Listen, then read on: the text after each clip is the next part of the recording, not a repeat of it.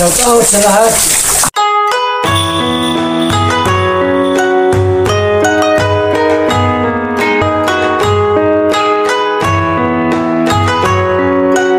Magandang umaga sa inyong lahat mga kalingap. Nandito si Kuya Brooks at sinundo kami ni Ambassador Raga papunta sa bahay nila at magaling na siya mga kalingap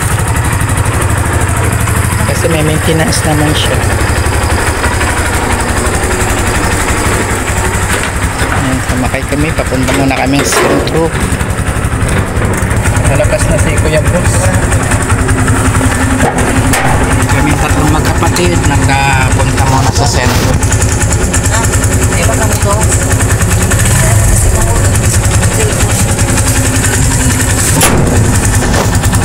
Sinundo kami doon sa bahay. Bakit daw?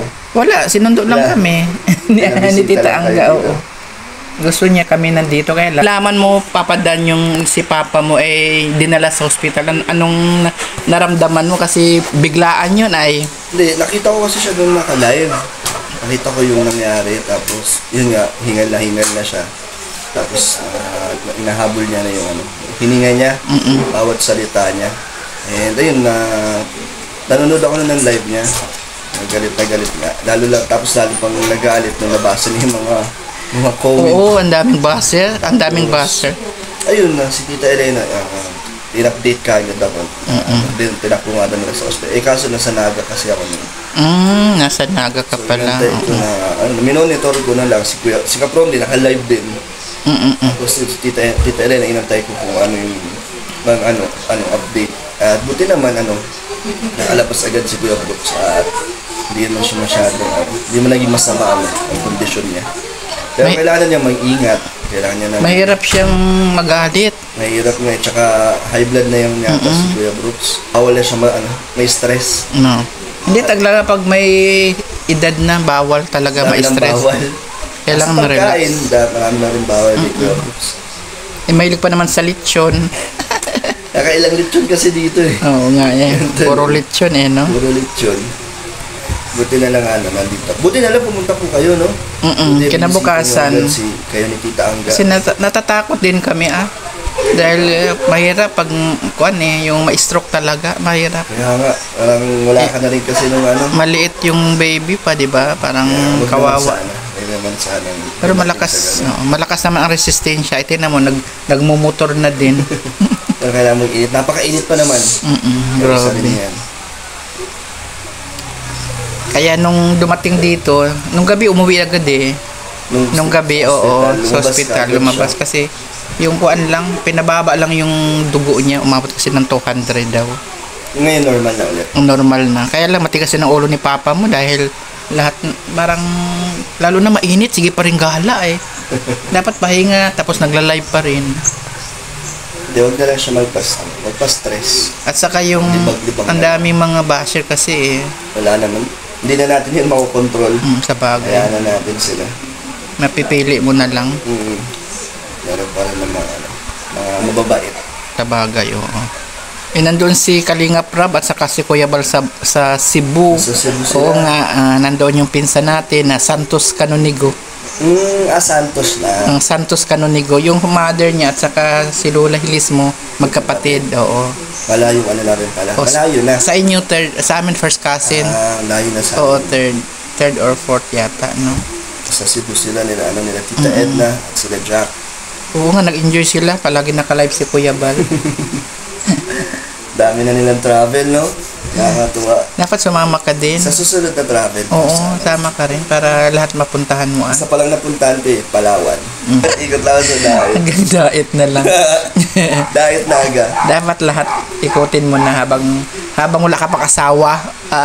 Dapat mag-travel na. Oo.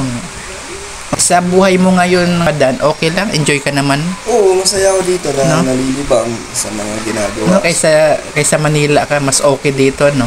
Sa status ko ngayon, ang aking ginagawa, mas gusto ko ngayon. Dati, maganda naman yung ko dati. Yung buhay, trabaho. Maayos naman doon sa Manila. Pero yung ngayon, ibang-iba. Kasi yung oras. At lahat mapupuntahan mo. Malaya ka sa oras. Tapos masarap din yung pag-charity. Masarap tumulong. Tapos yun, vlogger, daming Sama-sama. susuporta sa Kalingap, kaya masaya, nakakatuwa. Bali, ilan ang pabahay mo? Ano na, isa kay Super J. Oo, tapos ito. pangalawa. Oo, tapos Pero ito, hindi ko naman to sa solo. parang kuan lang. Sponsor Oo, naman talaga si sponsor. Kuya Brooks ito. Nakaalalay ka lang, oo. Dinagdagan ko At lang. saka yung budget. kay Nelia, di ba? Yun, at yan ngayon pinapabubungan ko. Oo, oo. Tapos meron pa akong isang beneficiary, si Dayan. Di Siya ba? yung isusunod yung pabahayan. Oo, di ba? Ang Kaya, sarap. Tapos, nakakatuwa. dapat ikaw din magpabahay Sa ano na. sa relyo. Siyempre gusto ko muna sila mama, si Oo, Ana. tama yan, oo. Magkaroon. ng Kahit, sarili. kahit banda dito sa may Laguna, Cavite. Yung parang hindi siya masyadong Wag, oo, probinsya. tama yun. Kasi- Para makapasyal din ako doon. Oo nga. Oo. Tsaka si Hana kasi yung trabaho niya sa Manila. Sa Manila. Kaya hindi siya pwede dito din sa diet. Wala rin naman. O doon na lang, bandang Laguna. Kaso Mas mahal malapit. No? Oh, mahal. Mahal Pero, ang mga ano doon. Kung pwede Sabagay. nga, rentoon, okay lang eh. Mas maganda. oo, tama rin Diba? toon. Rentoon, hindi ka nakapagawa. Dapat mag-ipon ka muna bago ka maghanap, di ba, sa online. Madami Oo. sa online. Para yung pag-down mo, kasi may down yan, tapos mag-monthly ka, at least Monthly. kaya mo na. Oo, si mama mo muna Kasi pala. ngayon, umuupa lang sila sa Manila. Magkano upa nila? Sayang, 18 din O, yun. 18. 18K din per month. Mula sa pool naman, umuupa sila eh. Simula dati.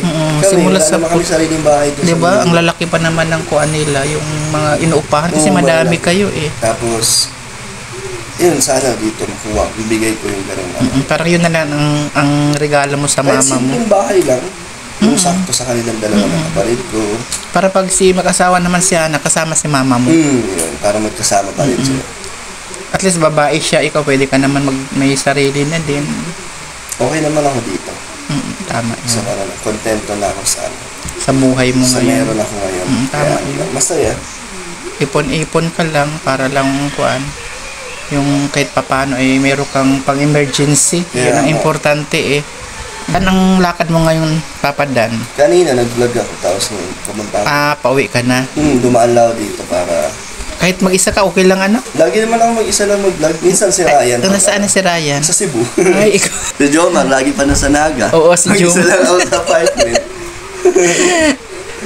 Natuto din ako dito sa diet. Maging Independent ka talaga. Na nagluluto, sarili na lahat. Oo.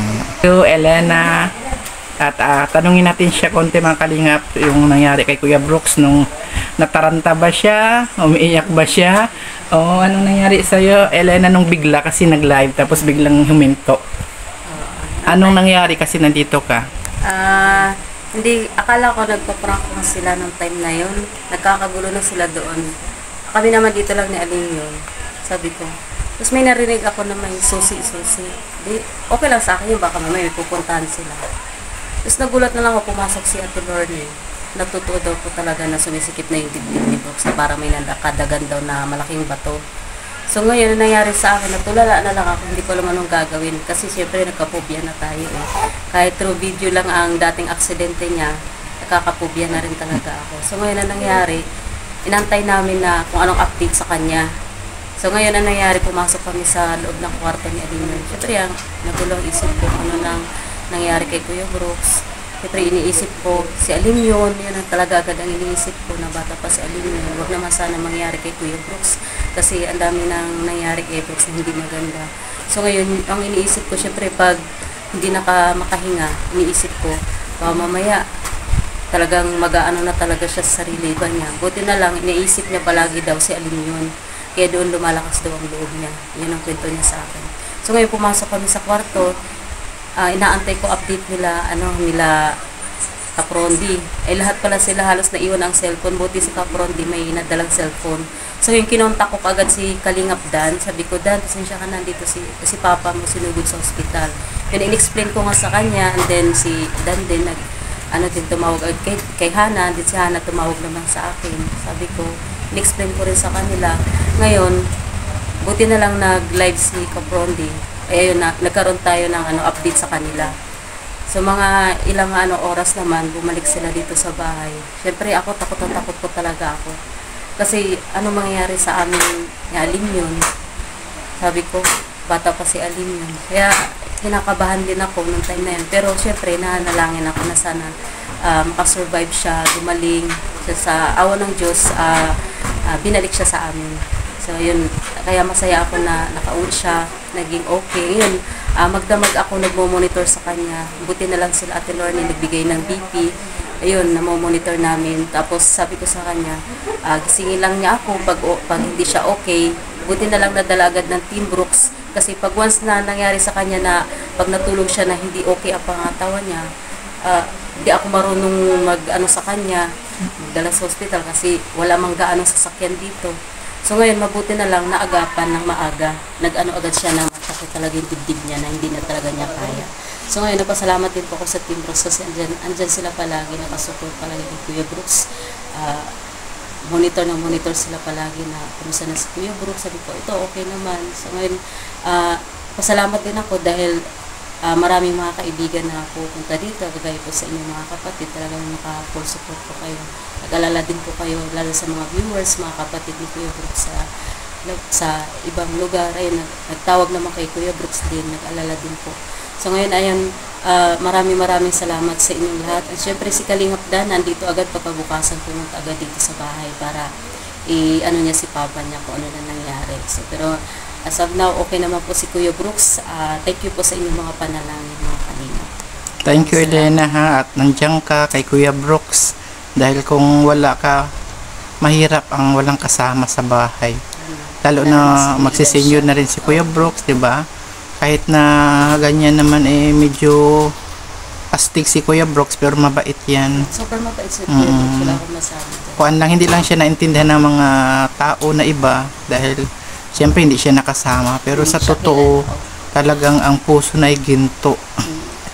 Talagang matubang na matubang. Talagang sa mga barkada yan, sa mga kaibigan, sa lahat ay open yan siya. Yes, totoo yan. At ayaw niya yung may sekreto na nasa puso. Open talaga. Yung ayaw niya, sinasabi niya. At yung gusto niya, sinasabi din niya. Oo. Talagang, pag hindi mo maintindihan, nakala mo mayabang. Pero, yun ang personality niya, talagang open siya talaga. Kaya maraming salamat sa inyo mga kalingap. At interview natin si Papa Dan at saka si Elena. Mabait yan si Elena kahit na medyo bata pa yan kay Kuya Brooks, pero nagpasalamat kami at nandyan siya. Masarap ng ulam ni Kalingap.